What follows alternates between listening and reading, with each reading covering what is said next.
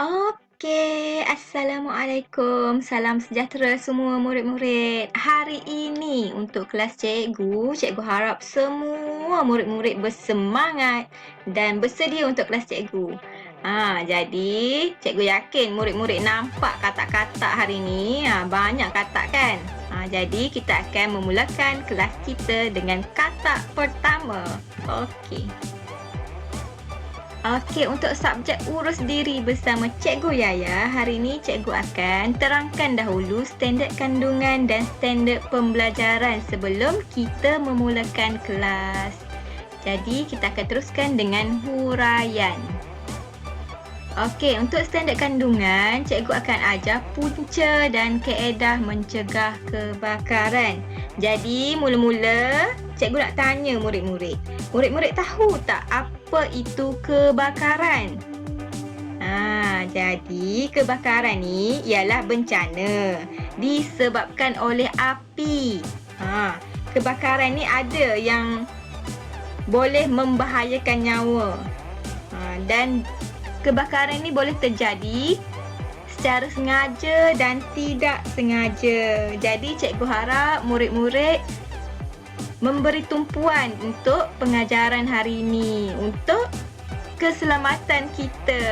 Okey, untuk standard pembelajaran pula, murid-murid akan mengetahui punca kebakaran, mengenal pasti jenis alat pemadam api, mengenal pasti jenis alat pemadam api sesuai dengan punca kebakaran dan mengenal pasti kaedah mencegah kebakaran. Jadi hari ini murid-murid akan belajar 4 benda dan cikgu harap murid-murid fokus dalam kelas cikgu. Okey, jom. Okey, kita teruskan dengan nombor 2. Okey, untuk topik hari ini ialah punca dan cara mencegah kebakaran. Kita teruskan nombor 3. Okey, apakah punca? Punca ni sebablah. Sebab kenapa terjadinya kebakaran. Jadi mestilah murid-murid nak tahu kan kenapa terbakar. Jadi jom kita teruskan dengan huraian. Okey, punca dia terdapat 11 punca yang cikgu senaraikan hari ini. Punca pertama, tidak menutup suis elektrik. Contohnya kalau murid-murid cas telefon tetapi selepas telefon penuh tapi tak cabut ataupun tidak tutup suis elektrik. Itu bahayalah. Boleh mencetuskan kebakaran. Yang kedua, overload extension atau plug. Apa tu? Overload extension ni maksud dia murid-murid menggunakan terlalu banyak plug di dalam satu suis. Murid-murid guna untuk cas telefon, murid-murid guna untuk periuk nasi. Jadi tak bolehlah macam tu, bahaya. Okey, untuk nombor 3, peralatan elektrik. Kalau peralatan elektrik tu kita punya rosak, jadi boleh mencetuskan kebakaran. Jadi cikgu harap murid-murid boleh tukarlah peralatan elektrik yang rosak dengan yang baru. Okey, nombor 4, dapur gas. Dapur gas ni cikgu yakin ramai yang pandai masak kat rumah. Jadi mestilah selalu ke dapur kan. Jadi untuk dapur gas, selepas guna tolong tutup dapur gas dan pastikan gas kita tidak bocor. Kalau bocor kita boleh tahu dengan menggunakan deria bau. Kita boleh hidurlah bau gas tu. Jadi pastikan kita peka semasa di dapur. Okey, nombor 5, mancis. Mancis ni cikgu rasa murid-murid mesti kenal mancis ni ataupun orang Kelantan panggil meceh. Jadi mancis ni jangan guna sesuka hati dan sekiranya telah menggunakan mancis, pastikan api yang terdapat pada mancis tu terpadam sebelum kita menyimpan ataupun jangan buang merata-rata. Boleh mencetuskan kebakaran tau. Okey, nombor 6. Percikan api. Percikan api ni contohnya kat pelak. Pelak, murid-murid tengok ada nampak macam cahaya-cahaya api macam tu. Jadi, murid-murid mesti melaporkan atau mesti menghubungi pihak keselamatan lah untuk menukar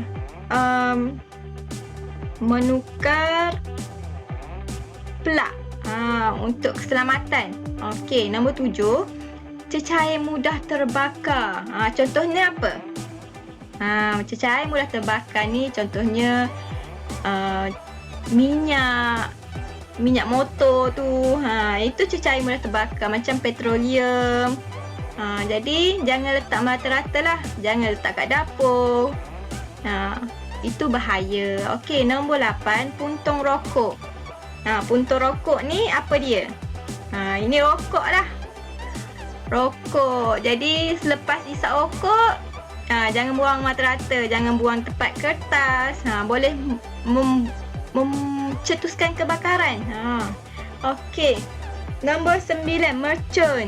Kalau hari raya mesti ramai yang main mercun kan. Jadi untuk mercun jangan lemparkan dekat kawasan kereta, kawasan minyak. Jangan lempar. Sebolehnya jangan main mercun sebab bahaya mercun ni. Okey, nombor 10. Pengecas telefon. Dan nombor 11. Ubat nyamuk dan lilin. Ubat nyamuk jangan letak dekat kain lansir ataupun pakaian, kertas. Dia akan menyebabkan kebakaran. Jadi, terdapat 11 punca-punca yang boleh menyebabkan kebakaran. Okey, kita akan kembali.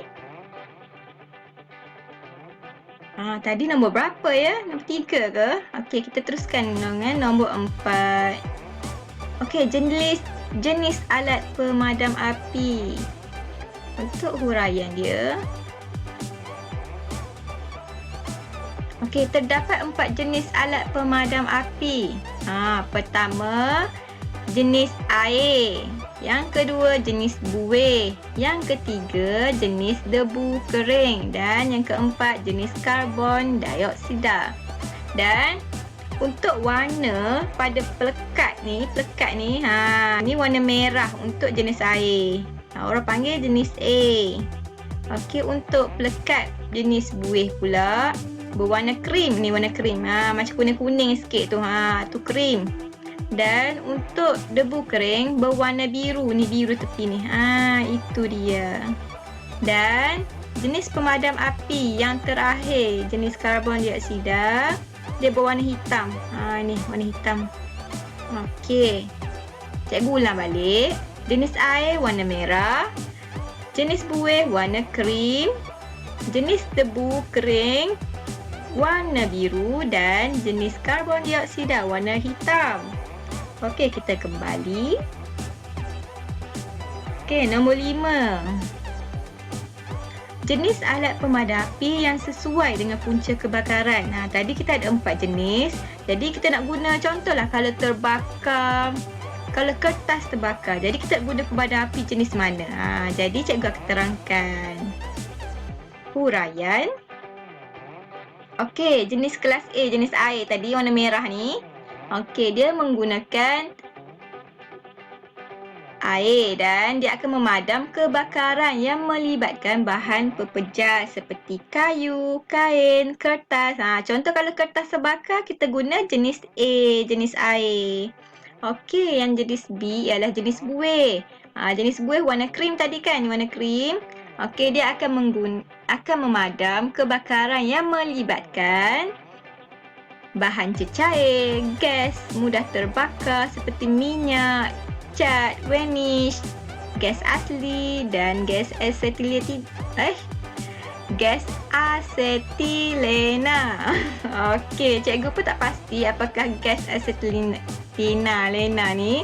Jadi, kalau apa-apa gas yang berkaitan dengan minyak, apa-apa kebakaran yang melibatkan minyak, boleh guna jenis foam ataupun buih berwarna krim.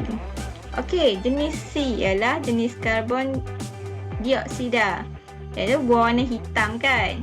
Okey, dia memadam kebakaran yang berpunca dari arus elektrik seperti papan transformer, peralatan kuasa elektrik, gas dan wap.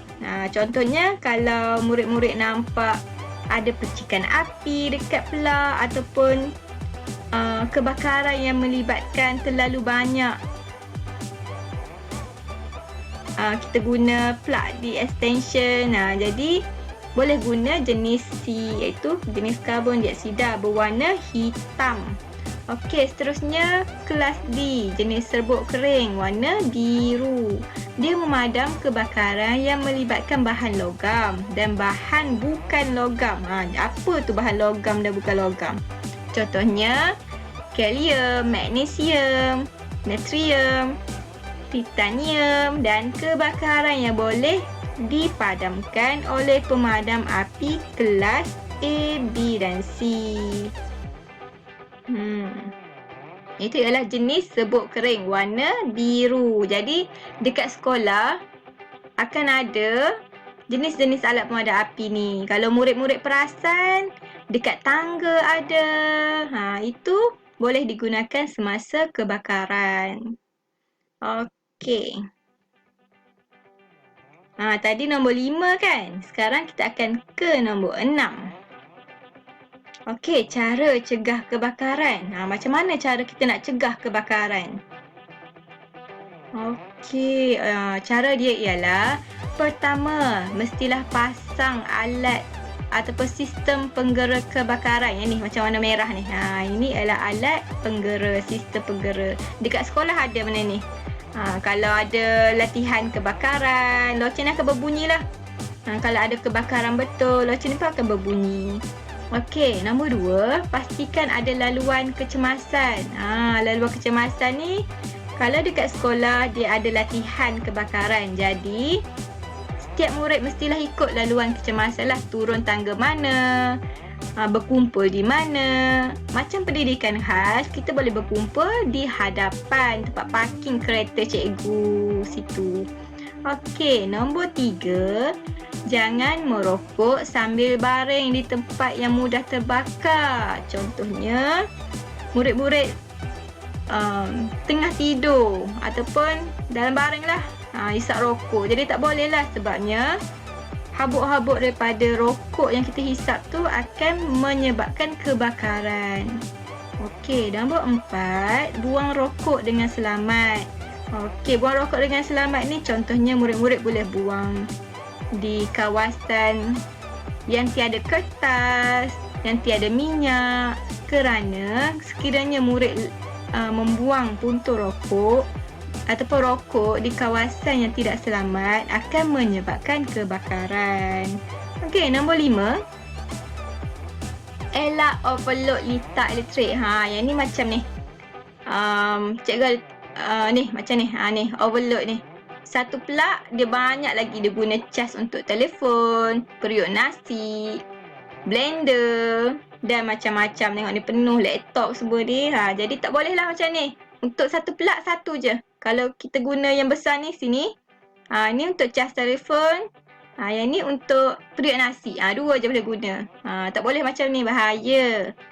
Okey. Simpan nombor 6, simpan mancis, pemetik api dan cecair mudah terbakar di tempat selamat. Betul. Kalau mancis, pemetik api ni letak di tempat yang tinggi lah. Jangan bagi kanak-kanak main, macam adik-adik. Jangan bagilah adik boleh main lah. Lepas tu, cecair mudah terbakar ni, macam minyak motor, letak tempat elok lah. Jangan letak di dapur, bahaya. Okey. Nombor 7, guna lilin dengan betul.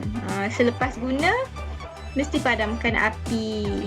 Okey, nombor 8, letak alat pemadam api. Pastikan adalah, kalau murid-murid mampu, pastikan setiap rumah ada alat pemadam api. Contohnya dalam kereta pun ada alat pemadam api. Dan dekat sekolah ada alat pemadam api. Jadi, kalau nak guna alat pemadam api ni, mestilah tahu cara kan? Ni cara dia. Okey, cikgu akan teruskan dengan Cara-cara menggunakan alat pemadam api. Yang pertama, tanggalkan alat keselamatan pada pemadam api. Yang ni, alat ni cabut dahulu. Okey, nombor 2, acukan muncung alat ke pangkal api ni. Muncung ni acukan dekat bawah api, jangan tepat ni. Dekat bawah. Acu kat bawah. Okey, yang ketiga, tekan tukir atas bahagian pemadam api ni. Bahagian ni tekan ke bawah. Jadi akan ni lah keluar dia punya air serbuk. Dia akan keluar. Sembur ke arah api dengan cara menyapu ke kanan dan ke kiri. Macam ni. Macam tu. Itulah cara menggunakan alat pemadam api. Okey, yang nombor 9, guna perkakas atau peralatan elektrik sirim. Peralatan elektrik kat rumah ni pastikan ada cop ni. Cop sirim. Bila ada cop sirim, kita akan selamat dan peralatan tu selamatlah untuk digunakan. Okey, nombor 10, tahu barang mudah terbakar. Pastikan murid-murid tahulah kertas, semua-semua tu barang tu mudah terbakar, kertas, minyak tu. Okey. Nombor 11, cabut plug atau matikan suis bila tak guna. Nombor 12, keselamatan dapur. Semasa di dapur jangan berlari. Jangan buka suis dapur ataupun ni dah main dapur api sesuka hati. Jangan main. Okey, nombor 13, periksa dan selenggara pendawaian elektrik. Sekiranya murid-murid ada nampak percikan api, selenggaralah. Selenggara ni maksudnya kita tukar peralatan elektrik tu untuk keselamatan kita juga. Okey, seterusnya. Okey, tadi nombor apa? Nombor 6 Ni nombor 7. Okey, kita pergi ke katak nombor 3. Okey. Okey, akhir sekali nak habis ni. Seterusnya, kita tekan. Okey, sekian, terima kasih. Okey, sekian, terima kasih. Dan cikgu harap murid-murid akan jawablah soalan yang cikgu akan beri nanti dalam live worksheet. Jawab, kemudian bukti yang murid-murid jawab, screenshot dan hantar dalam kumpulan WhatsApp. Sekiranya ada masalah, boleh tanya cikgu, dan ibu bapa digalakkan untuk membantu murid-murid sepanjang kelas kita hari ini. Okey, Assalamualaikum.